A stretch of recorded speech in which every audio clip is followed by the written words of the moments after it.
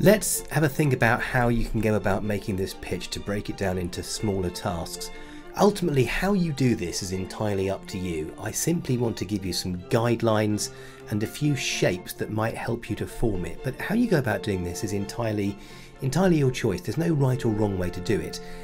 There is information you can leave out that you shouldn't leave out, and information you can include that you shouldn't include. But ultimately, how you go about this is entirely up to you. Think first of all, this is like a Dragon's Den pitch. You're going to tell a story. This is who I am, this is what I do, this is the problem that I'm going to solve, and this is how I'm going to solve it. This is what it'll cost, this is how long it'll take, and this is why you should do it. These are the features, these are the benefits, please buy my product. Except you're going to put a bit more detail than that. And that's pretty much what you're looking for in this presentation. In terms of the sequencing, it would be logical to start by saying who you are and introducing yourself. It's the first thing that humans do when they meet new people. And then set the scene. What's the situation? Justin's got a driving school and so on. Outline the contents of the pitch. What are you going to say? Students always want to know from me, what are we doing today? It's the first question they ask when they come in the room. What are the features and benefits of the product? We've talked before about features and benefits. Give a demonstration of the product. Talk about all of the things from M2, but in a very précis and concise way in terms of the technology, the cost, the economics, and so on. You finish your pitch with a call to arms. This is why you should buy my product. So, introduce yourself. This bit's fairly straightforward. Say who you are and say what you do. That won't take you very long. Next, set the scene. What is the scene? The scene is it's a driving school. What does Justin do now? What's he asked you to do? Why has he asked you to do it? What does he want to accomplish? So just set the scene. From that, the contents of your pitch. Outline what you're going to say and just go through them one by one. Why are you doing it, for example? What will the product do? What are the advantages over the current system? What are the costs? What are the schedule?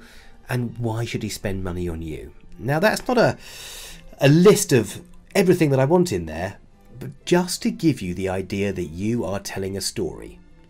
You're setting the scene, having introduced yourself, and you're then going to say how you go about solving the problem. And you're going to finish by reminding the client how desperately they need to invest money in you. We talked about features and benefits before. Electric windows in a car.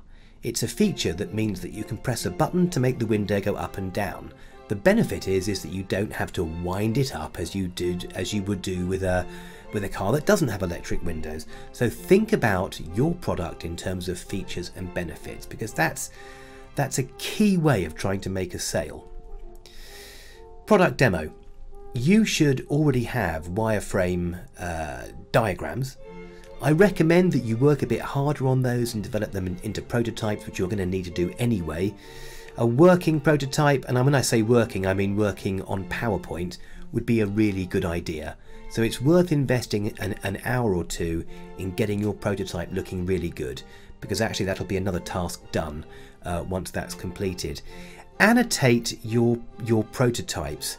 In other words, have little boxes coming off explaining what things do, just to remind you as you're going through it, or have that in your speaker notes so you can show what's happening and point to it on the large screen that you'll be doing your presentation on. It's probably worth saying you will be standing at my desk doing the presentation there, so you can picture what you're going to have at your disposal.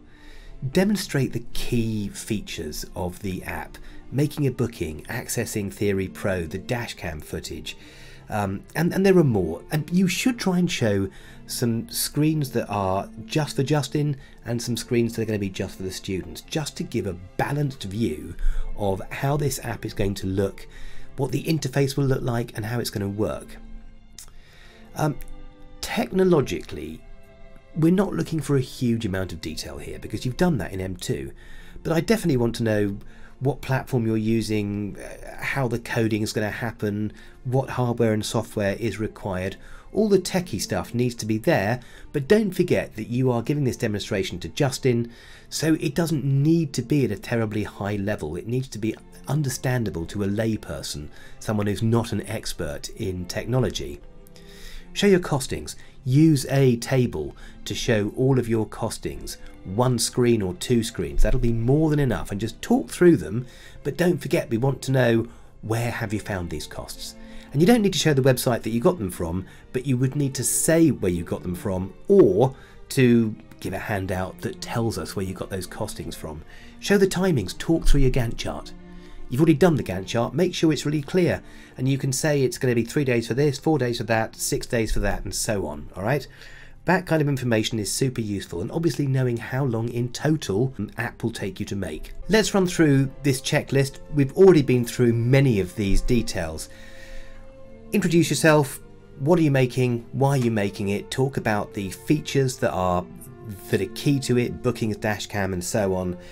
How's the app going to be made? Cover all the elements that you've got in the feasibility study, the costs, the legal, what Justin will need to do, talk about scheduling, talk through the Gantt chart. And that really does cover pretty much everything that you need to do. What I would say to you is, try to think about this as a rehearsal for a job interview. The more effort that you put into practicing this, the better it will be. The more effort you put into rehearsing it, the less nervous that you're going to feel. I really want you to stand up and show me how much work you've put into this unit so far, because it all culminates in this pitch. You're selling yourself. This is what I am proposing that I can make for you. Please invest £7,000 in me.